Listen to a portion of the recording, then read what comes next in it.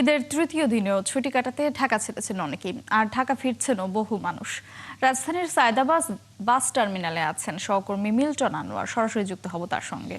Milton, সড়ক পথে ঢাকায় ফেরা মানুষের চাপ কেমন দেখছেন? এছাড়া ফেরার পথে কোনো ভোগান্তির কথা বলেছেন কি তারা, জানতে চাই। মোটরসে যেমন বলছিলেন যে ঢাকা ছাড়ছে মানুষ, হ্যাঁ কিছু মানুষ আজকেও ঢাকা ছাড়ছে, তবে সেই পরিমাণ কিন্তু অনেক কম। আমরা যেমনটি ঈদের দিন বা ঈদের পরের দিন দেখেছিলাম, আজকে ঈদের তৃতীয় দিনে ঢাকা ছাড়া মানুষ বিশেষ করে সায়দাবাদ বাস টার্মিনালে অনেকটাই কম।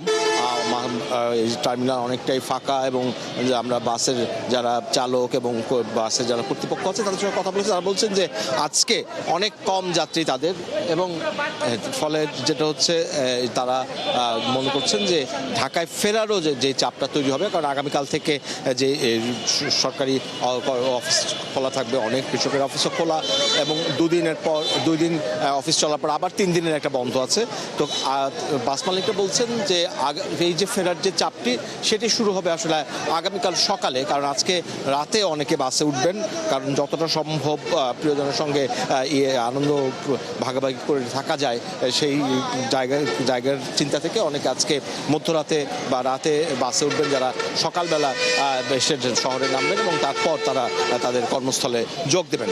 আর এর বাইরে কিছুক্ষণ আগে আমি ছিলাম কমলাপুর রেল স্টেশনে, এবং যেমনটি আমরা আমাদের সংবাদে দেখছিলাম যে স্টেশন ম্যানেজার বলছেন যে বিকেলের ট্রেনে কোনো সময়সূচি বিপর্যয় হবে না, কিন্তু আমরা স্টেশনে গিয়ে যেটা দেখেছি সেটা হচ্ছে যে বিকেলের ট্রেনেও সময়সূচি বিপর্যয় হয়েছে। বিকেলের দুটো ট্রেন আমরা দেখেছি যারা 2 ঘন্টা পরে স্টেশন ছেড়ে গেছে, এবং যে ট্রেনগুলো স্টেশনে পৌঁছেছে তারাও প্রায় 1-1.5 ঘন্টা দেরিতে স্টেশনে পৌঁছেছে। ফলে ট্রেনের যেই সময়সূচি নিয়ে যেই অস্বস্তি যে আর আশঙ্কা ছিল সেটি কিন্তু অনেক ক্ষেত্রেই সে অস্বস্তি বেড়েছে এবং আশঙ্কা সত্যি হচ্ছে, অর্থাৎ ট্রেনগুলো সময় মতো ছেড়ে যায়নি এবং ঢাকায় পৌঁছানোর ক্ষেত্রেও তারা ট্রেনগুলো দেরি করেছে।